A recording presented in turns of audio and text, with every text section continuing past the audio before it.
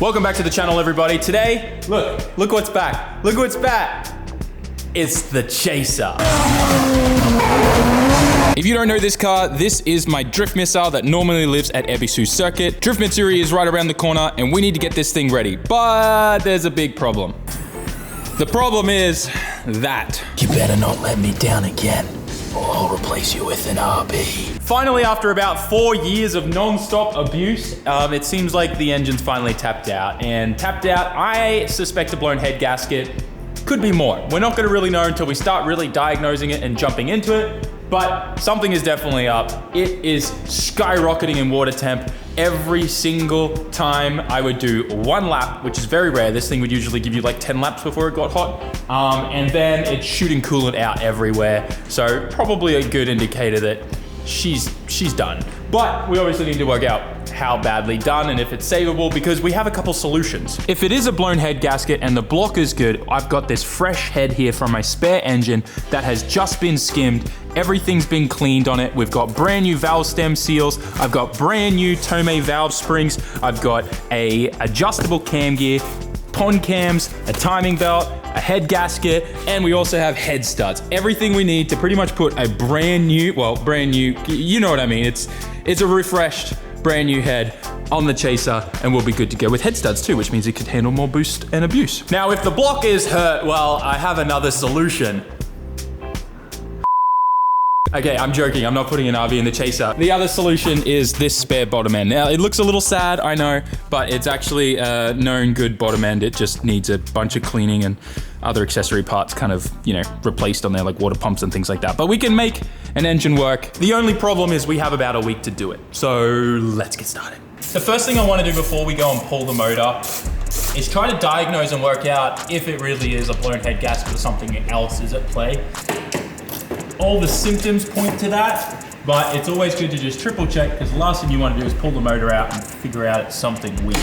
I just finished pulling all the plugs and they all look like they've been burning crazy rich. They all look like this. I don't see any kind of shimmer or shine to them like you'd normally see when they're burning coolant, but every single one of them, dude, they look foul. They look like pretty nasty.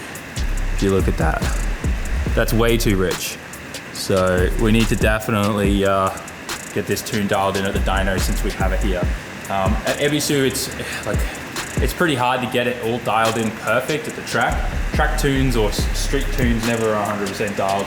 And this thing's always been pretty rich, so it'd be a good idea to just take it to the dyno, get it better dialed in. It'll unlock a little bit more response and power too, which will be awesome. But yeah, we're gonna do our compression test, make sure everything's good there, and then we'll do like a coolant pressure test, look in there and see if anything's seeping into the cylinders, and then we'll kind of know. We've already unplugged the fuel pump, obviously ignition's unplugged, so we won't be sending fuel in there. We just want to be able to crank it, check compression, and kind of go from there. Daikie's in the hot seat, give her some cranks, I'll tell you when to stop. 6, starting with number 6 first. Yep.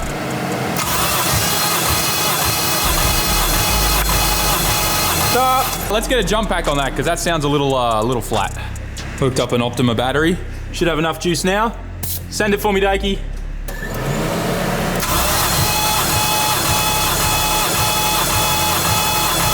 Stop. Looks like about 130. That's a little low. It's definitely a little low. Stop. Damn, that got to 150. Stop. Yeah, about 152. Stop. 150. Stop. Yeah, 145, not too bad. Ooh. Stop. That one's 132. Ooh, that's not good. It's not looking that great right now. We've got 1 and 6 both at 130, and the rest is pretty much around 150. Now, usually if they were all 130, that would be okay. If they're all like around the same number, it's fine. When you have mix matches like that, that's when you start running into problems, and that's where I'm a little concerned. I'm gonna put a bit of oil into 6 and 1 and see if the comp comes up. If the compression comes up when adding oil, we know it's piston rings. So we're gonna do that right now and see where we're at. Got ourselves some engine oil. Just gonna put this in here. A little bit, not a whole bunch. The engine's not like, I would say, like it was idling when we brought it in here like maybe an hour ago, so it's cooled down a fair bit, but I would still consider it like fairly warm. All right, let's start with number 6 and let's see if compression picks up. The main reason why we put oil in there to check if it's the rings is oil will seal the rings for us. So if the comp goes back up, then that tells us that's what the issue is, and that means light rebuild for this block, essentially. You know, give it a dingleberry hone and some fresh rings and we should probably be fine. All right, Dikey, go in there and give her the beans. Ah, it didn't go up. Not going up. Stop. To completely confirm this, I'll do a leak down test real quick. But essentially what's happening is air is escaping past the valves. Now that could be carbon buildup, but usually it means that something could be a little damaged on the surface of the valve where it kind of clamps shut against the head. Let me see if I can actually just show this to you really quickly and what I'm talking about. If we have a look at this head over here, you can see that these are where the valves go. And this is the surface here that's machined at a special angle to kind of like contact with the valve to be a tight seal and not let any air pass. And what happens is after tons and tons and tons of abuse on an engine or lots of miles, these surfaces can get a little messed up. They can get carbon stuck in there. They can get, you know, debris stuck in there, and like little dimples or holes can form and stuff like that. There's a bunch of little things that can happen. Your valves can even get bent, and then that means they can't seal on that surface properly. There's a ton of things that can happen, but over time, it's kind of like a consumable thing that needs to be done. So what's gonna happen with this head actually is when the valves go back in here, we'll be relapping them, which will kind of be putting a special paste on there and mating the surfaces perfect and true again. Now, one important thing to take into account is it may actually not be the valves. It could actually just be that that compression is leaking past the head gasket into the coolant system. So we're gonna test that right now. I'm gonna crank it with the plugs back in, see if any bubbles kind of thing pop out. I did just do a pressure test on the cooling system.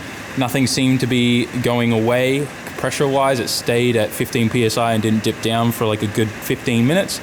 So I think it'll be okay from that direction, if that makes sense. Sometimes when head gaskets blow, they're a little weird where you'll be able to not have coolant kind of going into the combustion chamber, but combustion gases from the combustion chamber will go past the head gasket into the cooling system. So there's a few different ways head gaskets can blow. So let's see if any bubbles or anything kind of come through. Give her a crank.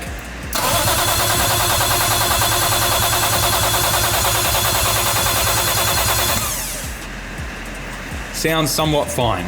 I'm gonna hook the coil packs up, plug the fuel pump back in, and I'm gonna let this thing idle, get up to temperature. Then I'm gonna pull the plugs back out and do a hot compression test and see if any of our compression changes.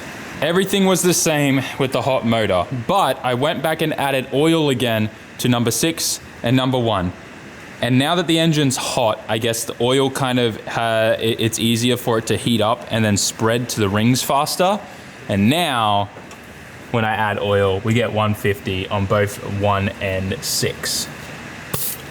So it's looking more like it is rings for 1 and 6. So what I can do is we can obviously just take this motor out. I suspect it's still got the blown head gasket issue anyways because it was pushing out coolant everywhere. You can just see that coolant non-stop would just keep flowing out of the overflow. Even with a new radiator cap, there was like nothing I could do to stop it and get it to stay in. And it would just, dude, like I cannot describe to you how frustrating it was driving it last Matsuri, doing 1.5 lap and having to let this thing cool down. So we'll pull the motor. We got the fresh head, we'll build that. Then with this block, what I might do, depending if everything looks good and checks out, is we'll just dingleberry hone the cylinders. We'll take the rods out and the pistons out. Dingleberry hone, fresh bearings, fresh rings, slap it back together, good to go. That's what I think we're gonna do. And then this probably will last another 4 or 5 years, maybe longer. So I think that's a good call. And plus we get to then put a fresh head on here with a bunch of fresh new Tomei goodies. Not exactly the news I was hoping for with this thing. I was really hoping that we'd switch the head and compression would come back everywhere and we'd be mint. But these things happen and I can't obviously be mad because this motor has literally gone through a lot. I'm about to bore scope it, so we'll kind of get a good look in there and make sure there's no crazy detonation marks or anything. But this motor, before it even ended up in this car, was actually like swapped around a few times from other drifters from what I've heard from Ricky. So you know, this thing's probably had a hard life even before I got it, and I definitely gave it a hard life. We rev this thing out, I'm pretty sure, to like 7,800 RPM non-stop on limiter, and you guys know how we drive it, so it's lived a hard life. To be honest, you could probably just slap a new head gasket in that and keep running it like that, and it's gonna gradually keep getting worse and worse and worse. But the biggest issue is that imbalance that's there now. If all of the cylinders were at 130 PSI, I would leave it. But because number 1 and number 6 are 20 PSI difference, that's not good, and it's a good idea for us to just freshen the motor up while we can. We're not gonna do a proper crazy rebuild, but something that's obviously gonna get us out of trouble and get this thing back up and running for many years to come, and many more years of abuse. I guess right now would be the perfect opportunity to remind you more than ever, we need your help to let the YouTube algorithm know that you love this content. So make sure you smash the like button, write us a comment, and subscribe. Let's get that golden plaque together. Now, we need to get back onto this car. Let's bore scope that thing out. But before we do, I've got some really exciting news. I'm sure you guys already know with all the stuff going around on social media, but there is a big difference between Tomei USA and Tomei Japan parts. It's very difficult to get Tomei Japan parts in the USA, but they are two completely different companies. The USA company has stuff manufactured outside of Japan, while Japan is actually still manufacturing, making everything in their factory, not even 5 minutes down the road from us. As you know, we've been there a ton of times. We've worked very closely with them, and I want to see more people in the USA and overseas get their hands on genuine, real Tomei Japan parts. Cams that aren't gonna break on you, or parts that haven't come out of different factories that aren't here in Japan. That aside, what we've actually started doing is we have been listing slowly certain engine parts from Tomei Power Japan on our website. So anything that you see that I've used on this 1JZ, you can purchase on SAMMIT.net. Now, how it works is we're literally just gonna go to Tomei, right there, their warehouse and their factory, and pick up stock and ship it directly to you with DHL or FedEx directly. So pretty much we're gonna be helping you guys gray import Tomei Japan parts from Japan. If you wanna do that, go to SAMMIT.net, place your order. I think we have all the 1JZ stuff up for this project, but we're gonna start adding RBs and SRs and all that type of stuff, as well as if you wanna do a big bulk order, if you are a parts dealer in the USA or something, and you wanna stock Tomei Japan parts, please shoot us an email. All that's on the website as well. But anyways, that aside, let's get into this. Quick squiz in here. Make sure there's no crazy damage or anything like that. Probably start with number 1. Luckily, things are pretty level right now. It's like looking at these dips here. I wonder if that's like a factory thing on these pistons. If they all have it, then we know it is. I can't look at that one. I love this little camera that I got from Amazon, because you push that button, it changes to the camera, and look, we can look at the valves. And we can look at the top of the bores and the head gasket seal. Look at that. You can see the head gasket between the head and the block. You can see the top of the bores. There's a little bit of scrape in there, but she'll be mint. That looks like carbon more so than anything else. Hopefully. Won't know. The cross hatching looks nice at least. Ooh. Oh, nice. You get a good look of everything. You just kind of move that thing around. Look at that valve. Yeah, she looking tight. Main thing I'm doing is looking for detonation marks. I'm not seeing any of that, which makes sense because Tanaka tuned this, and he's a freaking god when it comes to these. Oh yeah, looking mint, baby. Yeah, let's just flip the camera real quick. Piston looks good, no detonation marks. Ooh, maybe a tiny bit there. Yeah, the gasket looks sad there, doesn't it? You see that? I don't know if you can see that on camera too well. Wow, look at the surface for the valve. They are beaten up. They definitely need a good, what do you call it? Oh wow, look at the valve surface. It looks beaten to hell. Yeah, I need to lap those valves. That head will get rebuilt and refreshed anyways to go on the other motor that'll end up in the Cresta. Dude, technology on these things. This was like 50 bucks on Amazon. So good. Very dirty. Lap her up. Yeah. I think literally just a dingleberry hone, and this will come back looking brand new. I think we can get the parts tomorrow. We order everything in the morning for this. We could have it all back together and ready to rip by the end of this week, this motor, and back in here. And that's kind of the only time frame we have too.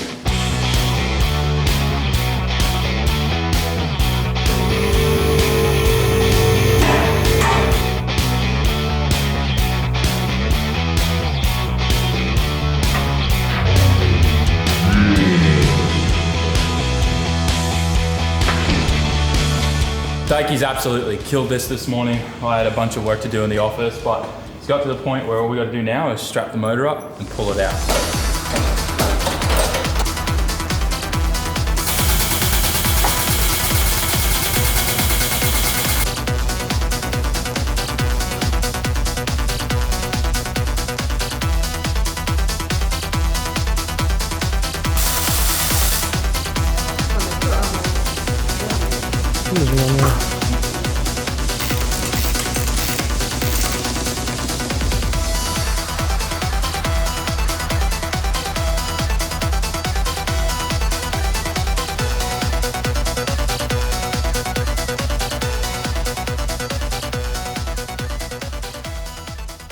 The JZ is officially out of the chaser.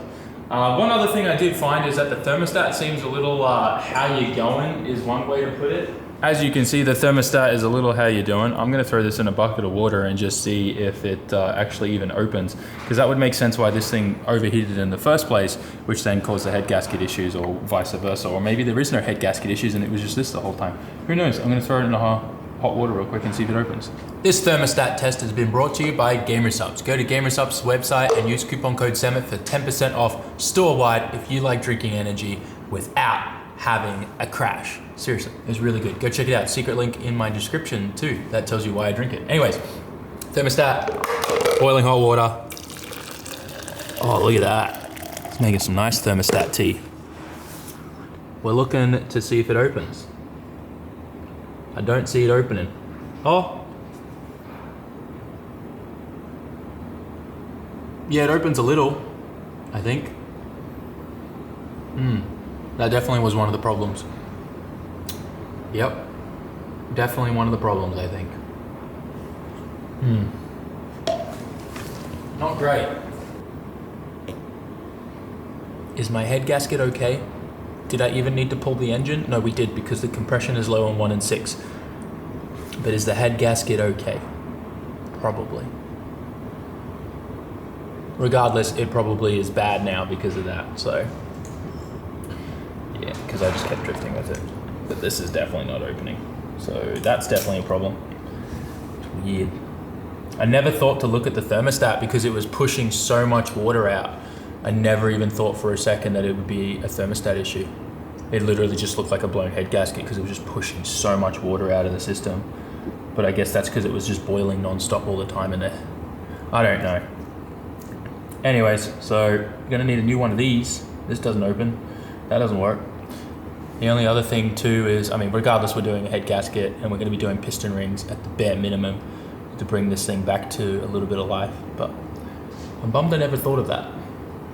I guess the symptoms just threw me off and I never went back to the basics.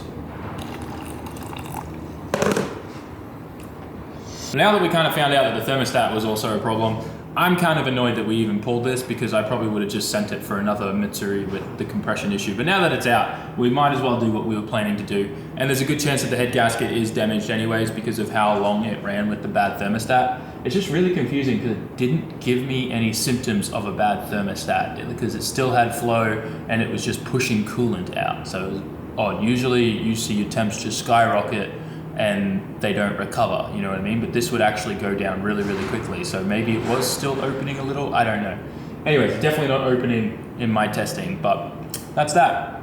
I'm tired, I'm hungry. I'm gonna go do things to fix that now. Bye. 2, 1.